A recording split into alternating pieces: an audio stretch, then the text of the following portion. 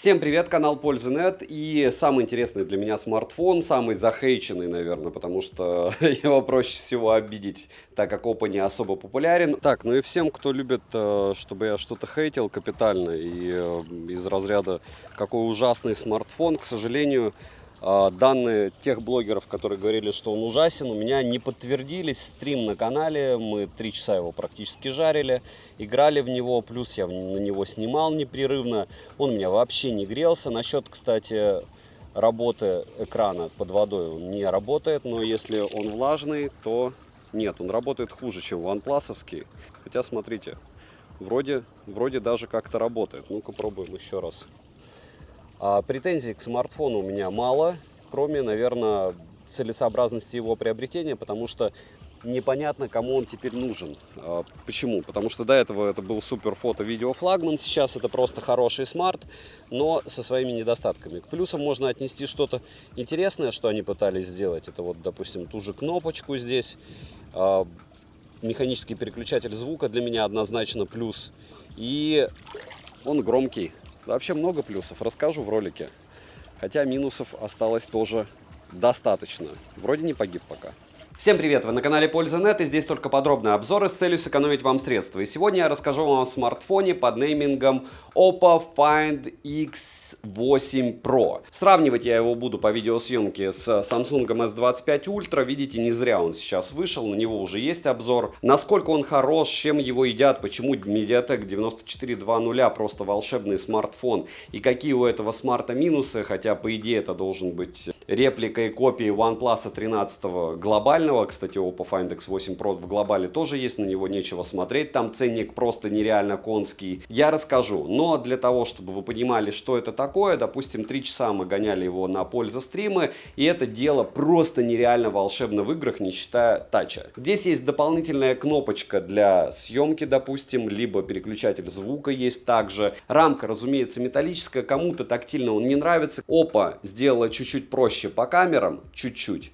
И чуть-чуть интереснее по содержанию. Что интересно, это MediaTek.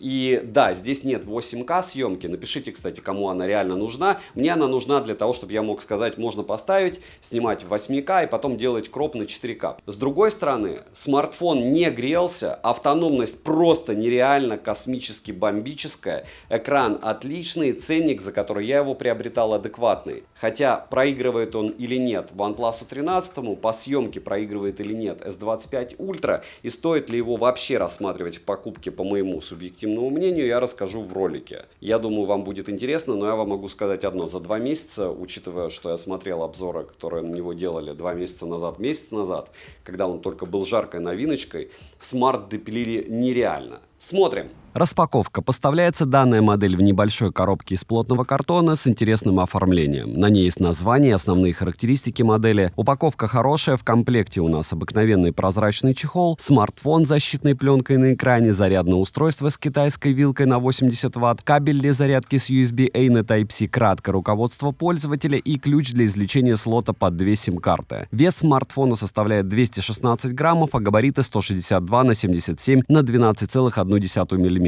В самом тонком месте толщина без блока камер 8,6 мм. И он прям тоненький. 7 обзоров в неделю выгружаю, ежемесячно разыгрываю по одному смартфону Poco X6 Pro. Для участия в розыгрыше необходимо подписаться на этот YouTube канал с колоколом, оставить любой осмысленный комментарий больше 5 слов, и либо в комментарии, либо в описании своего канала указать свое имя в телеге, и вы автоматически в розыгрыше. Все розыгрыши в конце каждого месяца на стриме. Не забудьте подписаться на ТГ скидок. Как только у меня Poco X6 Pro закончится, я буду Poco X7 Pro разыгрывать, их я уже закупил. Переходим к обзору. В продаже из доступных цветов есть синий, черный и белый. Внешне смартфон выглядит стильно и внушительно, но ничего нового в плане дизайна в этой линейке мы не имеем. Сам смартфон выполнен из алюминия, а тыльная часть из стекла. Качество сборки по мне хорошее, материалы тактильно приятные. В руке смарт лично у меня без чехла лежит комфортно, но отмечу, что грани не прямые, а слегка закругленные. Стандартно для большинства флагманов данная модель имеет влага- и пылезащиту защиту IP68 и IP69, ко всему есть технология, при которой можно пользоваться экраном даже с мокрыми пальцами или водой на экране. На корпусе расположена кнопка питания, качели регулировки громкости, у них люфт есть, но прям минимальный, микрофоны, переключатели режимов звука, ИК-порт, динамики и разъем для зарядки USB Type-C версии 3.2 Gen 1, что радует. Но вот мини-джека нет. Также в этой модели добавили еще одну кнопку «Привет тебе, Apple». И самое удивительное, единственный смарт, на котором я дополнительную кнопку реально использовал. Что касается звука, динамики выдают неплохое звучание здесь, но не хватает глубины, скажем так, оно не лучшее в сегменте. Плюс на борту есть предустановки звучания. А вот кастомного эквалайзера нет. Вибромотор тактильно приятный и настраиваемый, но не дотягивает до OnePlus-овского. Хотя, опять же, повторяюсь, контора одна, может быть, из-за веса устройства, потому что 216 граммов — это немало. Это примерно так же, кстати, как Samsung S25 Ultra, который всего на 4 грамма тяжелее. Но он реально габаритнее, у него еще и стилус есть, на секундочку. Смарт оснащен AMOLED Pro XDR дисплеем на 6,78 дюйма с разрешением 2780 на 1264 пикселей, частотой обновления экрана от 1 до 120 Гц. Покрыт он стеклом Corning Gorilla Glass версии 7i, рамки не громадные, экран плоский, но со слегка закругленными краями, так же как OnePlus 13. Да, для многих это будет проблема наклейка стекол, для многих будет проблема поиск чехлов, их и не так много, и об этом уже форумы пестрят. Но в целом форма уже привычная, и, наверное, имела она право на жизнь, если они такую сделали. Соотношение экрана к корпусу 92,8%, цветовой охват 100% DCI-P3, 10 бит, экран поддерживает 1,7 миллиарда цветов, технологию Dolby Vision и полноценный Always On дисплей. Плотность пикселей 450 ppi, я бы сказал субфлагманская, потому что все-таки флагманская — это 500. Пиковая яркость по заявлению производителя 4500 нит, по моим замерам на экран на 100% яркости 1800-1900 люксов в пике выдает, а просто на максималке 1100. Притом в играх он держит стабильно выше 700, и это прям круто. А вот не круто то, что тач на 240 Гц, настраивая его, не настраивая в игровом режиме, такое себе. Экран спокойненько, быстро откликается на 10 касаний одновременно. Если не играть, все волшебно. Регулировка шим 2160 Гц, шим выше 40% не поднимается, притом это по прибору ТКА. Можете подробно посмотреть на пользу стрима, мы измеряли еще там. В онлайне я все это дело измеряю 2 приборами. Кому-то нравится Radex, кто продает смартфоны, а у кого есть чувствительность к шиму, обращайте внимание на ТКА прибор. Далее, разблокировать экран можно при помощи оптического сканера отпечатков пальцев, функции распознавания лиц и стандартными способами разблокировки. Сканер отпечатков пальцев работает медленнее, чем ультразвуковой, но не сказал бы, что прям медленно-медленно. И все в пределах нормы. Завести можно 5 отпечатков пальцев, притом только разные. Функция распознавания лиц срабатывает даже под углом. Процессор MediaTek Dimensity 9420 с техпроцессом 3 нанометра с 8 ядрами, максимальная частота у него 3,63 ГГц, графический процессор Mali G925 Immortals MP12, оперативная память LPDDR5X и на выбор 12 или 16 гигабайт. Внутренняя память UFS 4.0 на выбор 256 гигабайт, 512 гигабайт и 1 терабайт. Операционная система ColorOS 15 на базе Android 15 версии. По связи имеется поддержка Wi-Fi 7 серии, поддержка 5G сетей, 4G сетей. Ко всему для 4G все бенды на борту. eSIM нету, что стандартно для смартфонов из Китая, но зато есть в глобалках. И помним, что несмотря на то, что есть все бенды, агрегация частот здесь китайская. То есть не факт, что он у вас будет лучше ловить. Хотя, опять же, бытует мнение, особенно у тех, кто покупает много китайских смартов, что очень часто они ловят даже лучше, чем глобалки. Но все зависит от конкретной модели. Для бесконтактной оплаты, разумеется, на смартфоне есть NFC-модуль, устанавливаем МИРП и платим. Датчик приближения не подводит, связь смартфон ловит хорошо. Bluetooth-версии 5.4, на экране вы видите список поддерживаемых кодеков. Кстати, по поводу датчика приближения, у кого-то были на нем глюки, у меня глюков не было. GPS двухдиапазонный, разумеется, и GPS-тест показывает точность в 1 метр, ловит быстро реально. Переходим к тестам и аккумуляторам. Емкость кремниево-углеродного аккумулятора 5910 мАч. В PC-марке смартфон выдал 7 часов 46 минут, что при максимальном разрешении экрана и максимальной герцовке очень даже неплохой результат. При том, что в играх, допустим, он вообще ел, там 18% у нас Genshin получилось. Яркость он не сбрасывал. Автономность в таких сценариях, как игры или, допустим, съемка. При съемке он у меня съел 60%, снимая 3 часа подряд, потом у меня забилась память. То есть, в принципе, 5 часов этот смарт спокойно может снимать. Я еще один тест сделаю чуть-чуть позже. Выложу в свою личную телегу, подпишитесь, там, кстати, исходники фото можете скачать. Смарт поддерживает быструю зарядку до 80 Вт, беспроводную до 50 и беспроводную и реверсивную. Но магнитного кольца в смартфоне нет. То есть, так же, как на iPhone, допустим, вы не можете повесить аккумулятор. С другой стороны, стороны. И в S25 Ultra это дело тоже выпилили. Заряжается смарт в среднем полностью на 100% за 55 минут. При просмотре видео на YouTube за 1 час уходит в среднем 3-4% заряда. В играх от 18 до 22 это прям очень круто. Genshin, PUBG летают, но в Genshin мне не очень понравился тач. А так, после маленьких смартфонов, я недавно тестировал S25, конечно, лопата — это удобнее штука для игр. Единственное, здесь нет ни триггеров, ни обходной зарядки. Переходим к тестам. Что показывает тротлинг-тест, Geekbench и 3D Mark и все остальное вы видите на экране. Единственное, все, что я тестировал, получается, в этом смартфоне, в том числе Antutu, он на третий прогон нам только показал 2 миллиона 300 тысяч баллов, говорил о том, что процессор не очень стабильный и будут какие-то проблемы. А в итоге при стандартном сценарии использования проц, в принципе, как и в вивовских аппаратах, показал себя просто нереально бомбезно. Я не знаю, как они так допилили, у них очень много обновлений выходило, поэтому я допускаю, что те, кто покупали и тестировали его месяц назад, они благополучным образом получили тыкву, а я уже радуюсь адекватному устройству. Переходим к камерам. Основной широкоугольный сенсор на 50 мегапикселей с оптостабом, апертурой 1.6, фокусным расстоянием в 23 мм и максимальным разрешением для видеосъемки 4К 60 FPS. Да, в том мире, в котором есть 4К 120 FPS даже у S24 Ultra годовалой давности,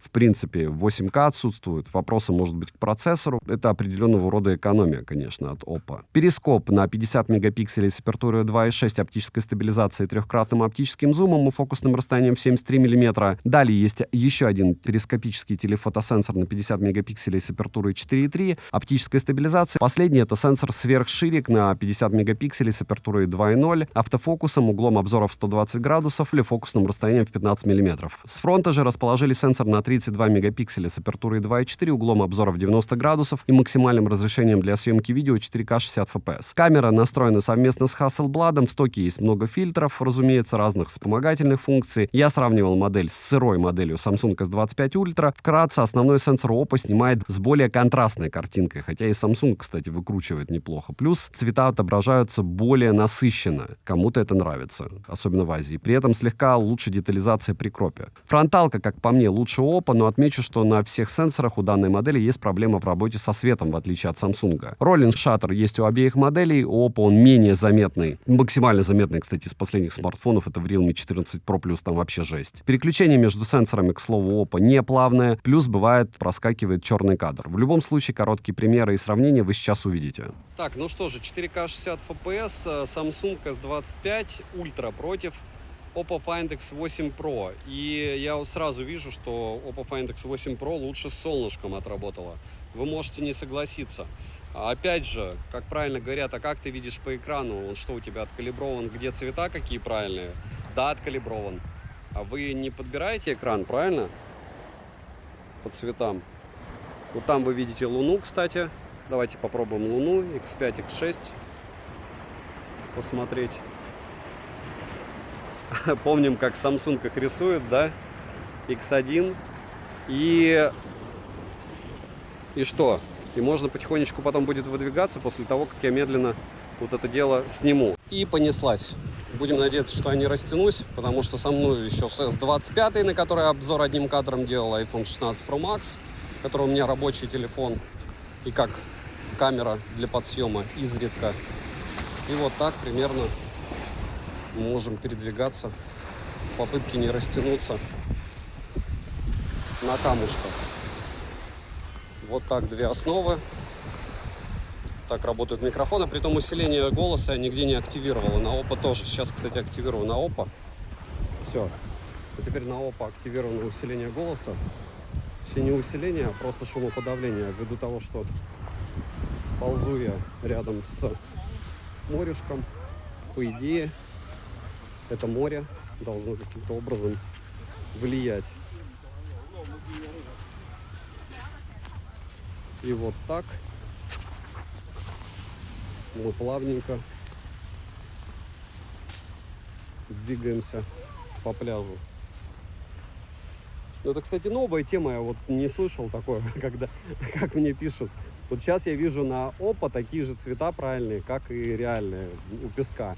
Сейчас мне напишут, откуда ты знаешь, что у Samsung, вот он снимает, у него просто на экране, у него просто экран шлака откалиброван мной неправильно, поэтому цвета здесь неправильные. Это прям тоже еще одна идея маркетологов, волшебная. То есть вы хотите предположить, что смарт за сотку, когда снимает, он не может, не способен при съемке показать на экране то же самое, что я вижу в жизни. Очень разумно. Очень.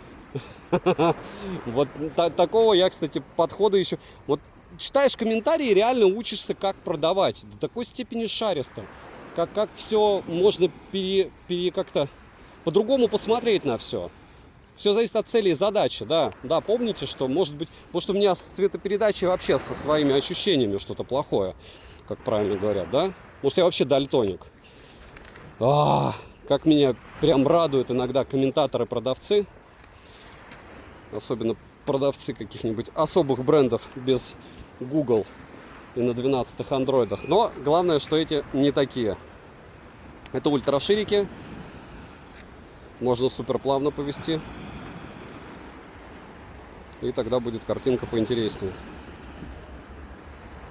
Как говорится, все познается в сравнении всегда, да? Само по себе все уже классное. Все уже супер классное. А вот если сравниваешь, не всегда. Вот. Не всегда. Так, фронталка 4К 60 FPS. И по мне надо смотреть на компе. Потому что пока выигрыш забирает по динамическому диапазону однозначно Samsung. А у Oppo какие-то проблемы. Я повторяюсь, вот то, что вы позади меня чуть-чуть видите, это хорошо. Потому что вы можете также с хромакеем что-то снимать. И, в принципе, позади что угодно тогда ставить, если вас не интересует, что вас вообще окружает при съемке. И, может быть, фотографии с хромакеем это круто, а видео это уже как-то не так просто, даже через всякие нейросетки добавить, где ты ходишь. Да и вообще смысл. Хотя, с другой стороны, ну не знаю, тогда вообще можно ничего не снимать. Можно и себя сгенерировать, правильно? И вот так вы сможете себя снимать на фронталку, на эти два смартфона. В принципе, для того, чтобы понять, у кого лучше со стабом, у кого лучше с микрофоном за глаза контента. И если видите искажения, здесь ни при чем. Это камера смартфонов. Как говорится, сравнений мало не бывает. Особенно интересно, как все это дело всегда отрабатывает в лифте, правильно? Почему? Потому что здесь ужасное освещение. Здесь всегда картинка чуть-чуть дерганая, потому что все-таки вибрации какие-то есть. Ультраширик. Сразу можно увидеть, как что работает при работе с телевиком. Ну что же, вот они, супер ужасные условия парковки, ультраширики. И вот так можете снимать в таких условиях. Ну пока я, кстати, присоединяюсь к всему этому хейту оповской линейки новой. И многие думают, что вот они не популярны. Нет, они в Азии прям безумно популярны. И вполне возможно, поэтому они решили, что сэкономят в этот раз в каком-то смысле на камерах. Хотя, опять же, вот смотрите, здесь работа со светом у кого лучше? Ультраширики. Да, ну тут не сказать, что вот прям однозначно, не, однозначно на ультраширик ушатывает Samsung. Да, ультраширик прям однозначно по мне. А на основных модулях все непросто, надо смотреть на компе. Короче, не все просто. О, вы ощущаете? Я думаю, вы ощущаете, да? Сразу как разные сценарии. А ультраширики? И ультраширики тоже. И еще немного лифтов. 4К 60 FPS на одном и том же расстоянии. Но, ну не знаю, подсветка включена автоматом на Oppo. Ну что, я не знаю. Я знаю, мне кажется, что лучше намного Samsung. Напишите, кому что, но у Oppo какая-то беда по мне с фронталкой. Ну и еще немного съемки видео. Это, кстати, 4К 60 FPS. Ощущение, как будто у Oppo 4К 30 FPS, да, а у Samsung 4К 60. Но они оба 4К 60 FPS. X5, X6. Ну да, у обоих, смотрите, допустим, X5, X6. И сейчас ухожу на ультраширик. Да, поприятнее все-таки у Самса. Но, опять же, если не сравнивать с тем же айфоном. Мы помним сравнение. Посмотрите обязательно ролик на Samsung S25 Ultra. Сразу все поймете. И X6, X10. Давайте какой-нибудь объект выберем интересный. Ну вот, допустим, X5, X6.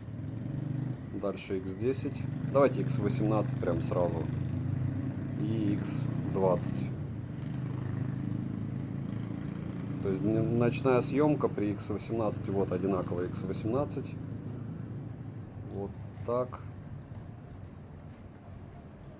Одинаково печально. Может, кому-то больше понравится Samsung. Кому-то, может быть, больше понравится Oppo. Но это не важно, потому что и то, и другое не смотрибельно вообще. Вообще. Вы можете не согласиться. Может, для вас эта картинка и может быть потом где-то использована. По мне нет. Ни та, ни другая использована быть нигде не может. 4К 60 FPS, съемка с двух рук. Вот так нам помогают снимать. Давайте X3. Ультраширик. Ультраширик. И... О, байки какие красивые. Мотоциклы. И поснимаем, как это дело будет на ультраширик плавно. Допустим, секунд 15-10. Ну тут вообще, в принципе, на Самсе почти ничего не видно, поэтому лучше на основу. Наверное, в 4К 30 FPS я тоже поснимаю. Потом поснимаю уже на телевик. Это основа. Это X3. X3. X3, X5, X6, X5, X6 и X10. Давайте вот так, X10 и X10. Да, печальненько. Чтобы вы понимали космическую разницу, это уже 4К 30 FPS на оба смартфона. Это два основных модуля. У меня, кстати, опа, ощущение, что он чуть-чуть пропускает кадры. Непозитивное ощущение. И ультраширика 2. Тоже в 4К 30 FPS. Вот так. Так, ну что, 4К 60 FPS. Я сразу отмечу, что HDR отключен. И вот так примерно вы сможете снимать на Oppo и Samsung. Повторяюсь, Samsung S25 Ultra. Это тоже как бы не дешевый смартфон. И, ну, чтобы не говорили про Samsung, что он там ничего с сенсорами нового не сделал. Процессор новый, а-ля алгоритмы новые, а-ля он, может быть, что-то где-то допилят они, но я в этом сомневаюсь. Потому что технически все, что можно было допилить, они даже сказали, что мы уже выпускаем идеальные смартфоны. Это ультраширик. Что получается S25, что 25 Ultra. Так что они ничего менять не хотят. Это X3, X5, X6. Вот так это все будет выглядеть. Не помогаю никоим образом автофокусу. То есть как он фокусируется, так он и фокусируется. И два основных модуля. Вот так сможете снимать. И 2 4К 60 FPS. 30 секунд. Раз, два, три. Да, Samsung по мне лучше по фронталке. Хотя местами, опять же, вот смотрите, как говорят, а зачем ты позади смотришь, смотри, что впереди. Напишите, что кому нравится больше. Ну что, еще одна обнова, 4К 60 FPS, съемка с одной руки, основной модуль. И, кстати, вот сейчас усиление звука от основного объекта съемки и подавление шумов я включил. Ультраширик, X3, X6. Очень шустро переключается, не особо плавно, но вот так. Так, 4К 60 FPS, без HDR, без особого освещения. Но лампа у меня, правда, кстати, козырная все-таки, пусть даже не супер мощная. И я вам скажу, что цвет он передает практически идеально. Цвет всего. X3, X5. Вот, так интересно, X3 мыльное было, X5, X6 точнее. Нормально, X3, X2. Конечно, переключения такие себе. Вот чем питается блогер в 2 часа ночи. Первый прием пищи. Жаль, на фронталку не переключить. Вот так съемка с усилением шумов. А почему, кстати, у меня ничего себе здесь угол, да? X1, X2, X3, X6. У кого-то свадьба, наверное. X18 максимум. И это опять же учитывая недостаток освещения. То есть это уже вечер. X18, X1, ультраширик. И подвигались с ультраширик. Фронталка. Почему не как в S25, да? Почему я не вижу роллинг шаттера? Если он даже есть, то он не такой агрессивный. Но динамический диапазон швах. Швах. Что они там допилят, вопрос дня. На данный момент вопрос один. Какого? Я ожидал от топа чего-то большего. И если не сравнивать, вот она основа, уже закат. Так примерно сможете снимать, насколько хорошо или плохо решать, разумеется, вам.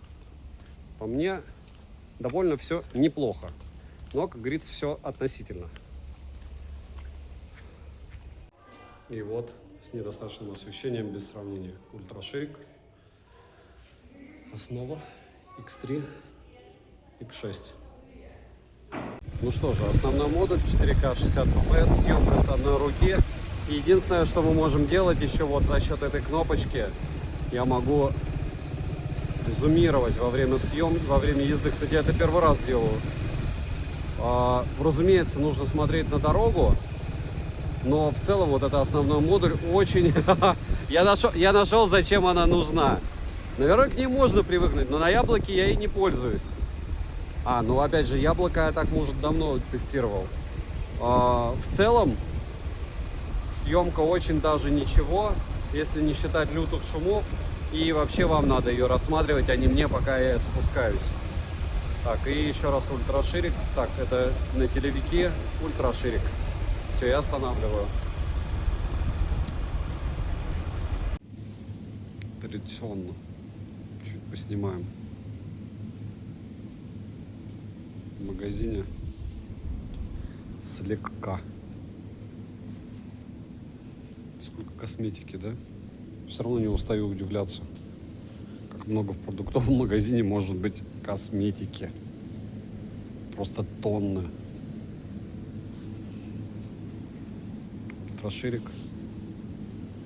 Прикиньте, какой, говорят, смартфоны маркетинг. Смартфоны ни о чем. Вот это вот маркетинг. Просто еще какой. И там также такие же штуки. И тут частично такие же штуки.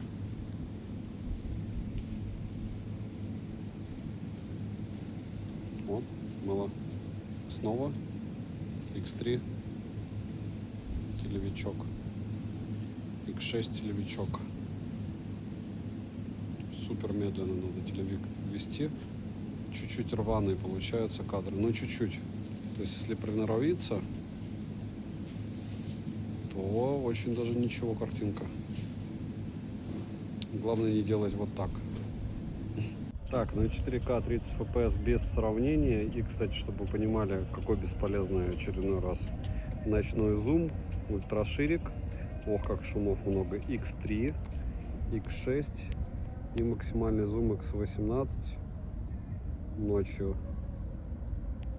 Так, ну какие-нибудь объекты поближе, здания. Все равно бесполезно. Ультраширик. И проверяем роллинг шаттер. Агрессивного роллинг шаттера, как у Samsung, я не вижу. Может, он и есть, надо на компьютере, повторюсь, смотреть. Вот так. Жаль, на основу не переключиться. Вот обратите внимание, это у нас для примера Oppo Find X8 Pro, и когда я фотографировал, мне казалось, что с солнцем он отработал лучше, но, к сожалению, нет. ISO была 100, на, получается, Samsung ISO 80, и я бы, кстати, 80 бы и выбрал. Если посмотреть, как отработал один смартфон и второй, по мне, Samsung отработал однозначно на основном модуле лучше. Если говорить про основные модули, допустим, ночной город, у Самса просто бешеное количество шумов, довольно много шумов тоже у нашего великого и ужасного Oppo, но посмотрите, сколько вытягивает деталей Samsung и как мало вытягивает деталей Oppo. Здесь однозначный лидер, прямо однозначный Samsung, а здесь я бы выбрал Samsung из-за работы со светом. Дальше, фронталка. На фронталке такая же история, я выбираю однозначно Sams, потому что он нормально передал примерно цвет лица. Мольберт от Oppo негатив. Ну, для меня, во всяком случае. При том, что все это было отключено. Почему все грустно? Все очень просто. Потому что мы сравниваем два смартфона, которые очень дорогие, они очень похожи. Сейчас мы сравниваем два модуля. Допустим, Oppo основные 23 мм и Samsung. И если мы обратим внимание, допустим, на недостаточное освещение, я считаю, что здесь лучше чуть-чуть справляется все равно местами Oppo. Хотя не факт, и опять же все очень близко, и работа со светом довольно близка. Видео было совсем по-другому, вы и сами видели. А здесь даже Oppo лучше. Смотрите-ка, если посмотреть на лампы, на те же. Но опять же, на какие участки мы смотрим? Можем посмотреть там, где шумов больше, допустим, у Samsung, можем посмотреть там, где шумов больше у Oppo. Здесь по мне очень близко паритет. Если брать вот эти интересные две фотографии, у нас 73 мм и эквивалент, и 69 мм. Насколько лучше телевички у одного или второго смартфона? Ну, специфичная тема. Почему? Потому что, опять же, если брать Oppo, то вроде 73 мм огонь телевик. Но если брать Samsung, мне больше нравится, как работает со светом тот же Samsung. Местами. У вас может быть другой взгляд, и здесь, как говорится, надо куски разные брать, чтобы оценивать. В целом, можно сказать, по телевикам очень близко, к слову, тоже паритет, но единственное, по цветам, наверное, более правильно у нас здесь Samsung оказался. Хотя у него тоже с цветами беда по мне. И здесь два основных модуля. Опять же, в чем плюсы всех этих фотографий? Вот, допустим, вот эти фотографии есть 3 года одни и те же, с бешеного количества смартфонов, и там вы можете увидеть отсутствие какого-то прогресса в фотосъемке у данных смартов, вообще у всех практически смартфонов, флагманов, они просто мелочи улучшают, изменяют, но сказать, что у кого-то есть прорыва нет уже года 3. Здесь мне даже не скажу, кто больше нравится, как фотографируют, потому что у Samsung, по мне, в этой сцене не намного больше деталей, и поэтому мне хочется сказать паритет тоже. Минусы: нет ультразвукового сканера отпечатков пальцев, нет магнитов в смартфоне для беспроводных зарядок, для этого необходимо докупать чехлы с магнитами, нет улучшений в плане экрана по сравнению с прошлой линейкой, нет улучшений в плане видеосъемки и фотосъемки, однозначно скорее откат какой-то назад. Не особо удобно расположен сканер отпечатков пальцев, потому что внизу это, как говорится, дешево, и кнопочки надо привыкать, что они наверху. Насчет кнопки дополнительные, как в айфоне, я вам скажу, что я и пользовался, как я и говорил в ролике, это очень удивительно, но, наверное, просто удобно расположили. Цены можете посмотреть по ссылке в описании к видео, не забудьте подписаться на телеграм-канал скидок, взаимопомощи и мой личный телеграм-канал по ссылкам в описании, там много всего полезного. Ну и небольшой бонус: 4К 60 FPS, те же условия, что я снимал на Sony FX3, вот так примерно вы сможете снимать в студийных условиях, в том же помещении, в котором я использую DJI, бандуру, снимал себя. То есть, если вы будете использовать Oppo в студийных условиях, по большому счету вы получите вот такую картинку. И по мне она довольно крутая. Не забываем прожать лайк и напишите, делать ли мне такие вставки, продолжать или нет. Повторяю, что смарт захейтили в принципе все, и я их понимаю. Почему? Потому что сейчас вышел OnePlus 13 в глобале до 80-ки вместе с таможней. И в свете этих событий Oppo выглядит как-то из разряда «нам опять продают телевик». Ну и хорошо, у Palace-то чуть другой проц. Вот в этом конкретном случае я считаю, что они прям его вылезали просто. можно объяснить это с физической точки зрения, мне вот это вот все ядра и все остальное не важно. Мне важно, как работал смартфон. Этот смарт работал прям вот так. Резюмировать я бы хотел таким образом. Смотрите, по поводу китайских смартфонов. Oppo не популярный бренд. Это делай раз. Делай два. Когда его надо было расхайпивать, блогеры его расхайпивали в прошлых версиях, но увидели, что он не продается, и теперь начали, наверное, в каком-то смысле по-другому на него смотреть. Негатива у меня к нему быть не может. Почему? Потому что я от него ничего и не ожидал. С одной стороны. С другой стороны, мне очень интересно, что вот эта корпорация BBK, которая уже не существует, своих Vivo 9420 запихивает. И здесь в Oppo он также запихали они этот же процессор.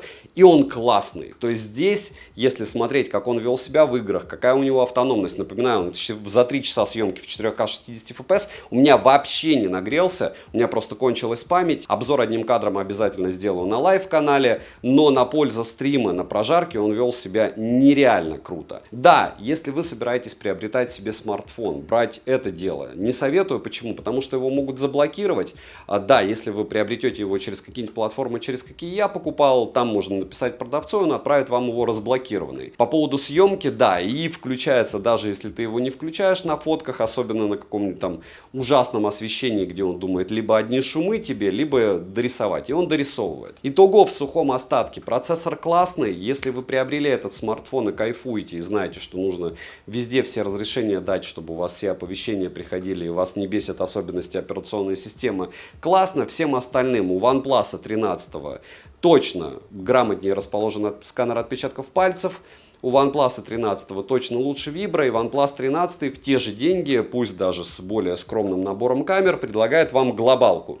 Здесь только китайская версия. Если говорить про S25 Ultra, вот это вот я приобрел суммарно за 115 на 512 гектар новиночку. Что может Samsung по сравнению с Oppo, которые ухудшили? Samsung вряд ли где-то допилит, особенно по видеосъемке. По фото сравнения можете скачать в моей личной телеге, сами сравнивать и прийти к какому-то выводу. Повторяюсь, если у вас прямые руки, постановочные фотографии можно делать на смартфоны за 250-300 долларов, и они будут однозначно бомбезными, если вы что-то там умеете. Если говорить про приобретение подобного железа, однозначно рассматривать не стоит, потому что есть более популярные бренды с нулевой вероятностью блокировки, тот же OnePlus в глобалке, либо второй вариант развития событий, вы хотите какого-нибудь корейца S24 Ultra, не 25 Ultra. В общем, альтернатив миллиард, но вот после всех этих альтернатив я хочу единственное еще раз отметить, почему они сделали камеры такими, что ИИ включается все равно, и все эти фишки ИИ в операционке вы вряд ли будете использовать. Хотите увидеть что-то конкретно в операционной системе, приходите на стримах, когда я жарю смартфон, я могу вам показать, никаких проблем нет. Но повторяюсь, что вы ColorOS купите смартфон за 15 тысяч, что этот будет плюс-минус одинаково именно по наполнению, по возможностям. Кастомизации здесь не особо много. В целом рассказал вам, вы увидели разницу между топовым Samsung и Oppo по видеосъемке. Oppo допиливают уже 550 тысяч обновлений, даже вот сегодня пришло. Плотность пикселей не флагманская, с яркостью, яркость волшебна в играх.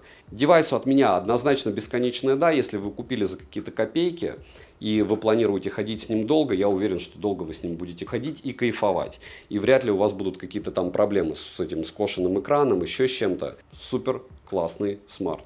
У меня еще есть Oppo Find X8, есть еще Magic 7 от Honor и Magic 7 Pro в глобалке мне все-таки послали. Победил я магазин, так что ждите обзора и на него. Но самое интересное, повторяюсь, как он ведет себя в каких-то стандартных сценариях. Обзор одним кадром или нет, пишите также, делать или нет. Девайсу от меня однозначно да, но не для покупки. Добра и удачи вам, дорогие друзья.